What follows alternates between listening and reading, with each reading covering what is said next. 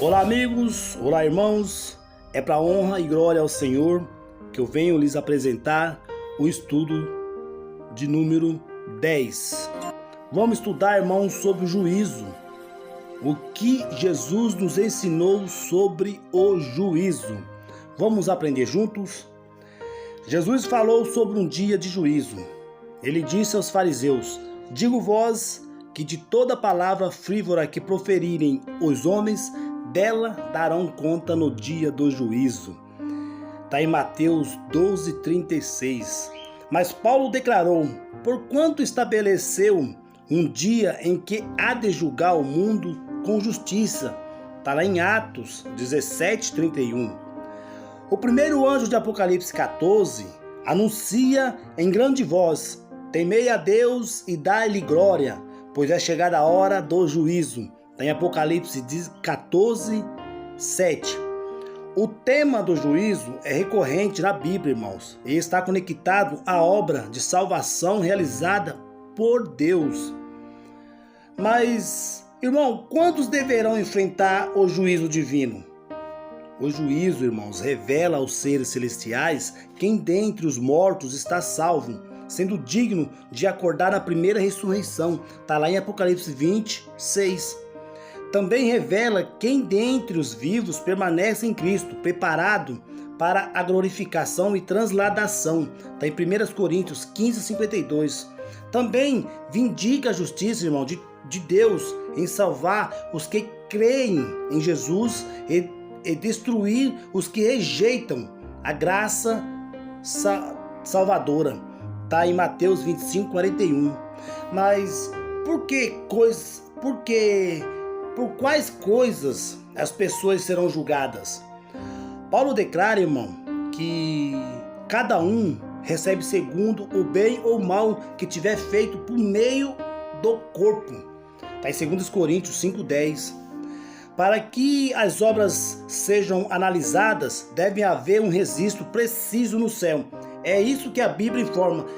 Ela fala de livros de registro do livro da vida, do livro da memória dos justos e também de um livro em que se registram as ações dos ímpios. O próprio Jesus ensinou: porque o Filho do Homem há de vir na glória de seu Pai, então retribuirá a cada um conforme as suas obras. Está em Mateus 16:27. Mas qual será a norma usada por Deus no juízo? A fim de estar pronto para o juízo, é necessário que o ser humano guarde a lei de Deus. A lei será a norma no juízo. Por isso, Paulo declarou: porque os simples ouvidores da lei não são justos diante de Deus, mas os que praticam a lei hão de ser justificados. Está lá em Romanos 2:13. Jesus Cristo, irmãos, respondendo à pergunta do jovem rico sobre como alcançar a vida eterna, afirmou: se queres, porém, entrar na vida, guarda os mandamentos. Está lá em Mateus 19:17. Tempos depois, João, o discípulo amado, exortou: aquele que diz eu o conheço e não guarda os seus mandamentos é mentiroso, e nele não está a verdade. Está em 1 João 2:4. Assim como um tribunal se assenta para o juízo nos julgamentos atuais, o mesmo acontecerá no julgamento divino. Nesse julgamento, Deus é o juiz. Está em Salmo 7:11. Jesus é o advogado. Está em 1 João 2:1. Satanás é o acusador. Está lá em Apocalipse 12:10. As testemunhas são os anjos. Está em Apocalipse 20:12. O réu é o pecador. Está em Atos 17:31. E o código moral é a lei de Deus. Está em Tiago 2:10-12. O juízo de Deus está dividido em 3 fases. Essa fase do juízo diz respeito ao povo de Deus, começando pelos primeiros habitantes da terra e chegando até os que estiverem vivos quando o Senhor vier. Aqueles que não aceitaram a Cristo como Salvador, não serão julgados nessa fase. Foi isso que Jesus declarou: quem crê no Filho já está julgado. Está em João 3,18, ou seja, condenado. Mas que visão o profeta Daniel, irmão, teve com a relação ao juízo divino? Lá no capítulo 7 de Daniel, viu o juízo sendo iniciado no céu. No capítulo 8, ele ouviu que o juízo começaria depois que se passassem 2.300 tardes e manhãs. Está em Daniel 8,14. Uma tarde e manhã equivale a um dia. Manhã, uma é. Logo, 2.300 tardes e manhã equivalem a 2.300 dias, em que se tratando de profecia, devemos aplicar o princípio dia-ano de interpretação profético, em que cada dia profético equivale a um ano literal. Quando aplicável, assim, o juízo deveria começar no santuário celestial após 2.300 anos literais. O período de 2.300 anos teria início com a ordem para restaurar e para edificar Jerusalém. Está em Daniel 9,25. Essa ordem, irmão, entrou em vigor no ano 457 a.C. Se viajarmos 2.300 anos a partir de 457 anos antes de Cristo, alcançaremos o ano de 1844. O juízo no santuário terrestre era realizado sempre no 10º dia do 7º mês. Fazendo uma transposição dessa data para o nosso calendário, chegamos ao dia 22 de outubro de 1844. A partir daí, começaria o juízo no santuário celestial.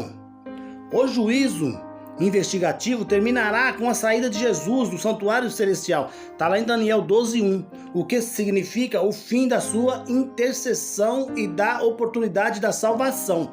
Está em Apocalipse 15:8, 22:11. Mas que visão o profeta teve, o profeta João teve com a relação ao juízo? Irmãos, esse julgamento se refere àqueles que não têm seus nomes no livro da vida. Ele ocorre durante 1000 anos após a volta de Cristo. Não significa que ainda existe esperança de salvação. Será um julgamento para demonstrar a justiça de Deus e se verificar o motivo da perdição dos ímpios.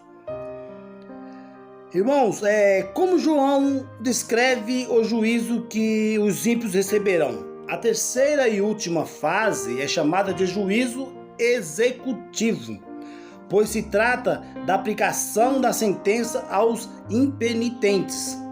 O fogo divino destruirá pecado e pecadores, nada sobrará. Está em Malaquias 4:1, viu? O mesmo fogo que destruirá os ímpios purificará este planeta, que será a eterna morada dos remidos. Está lá em Apocalipse 21:1 e 3.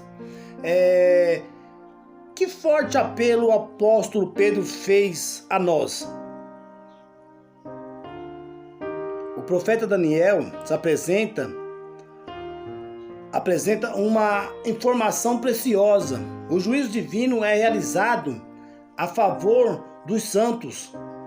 Se o juízo é a nosso favor, não precisamos temer,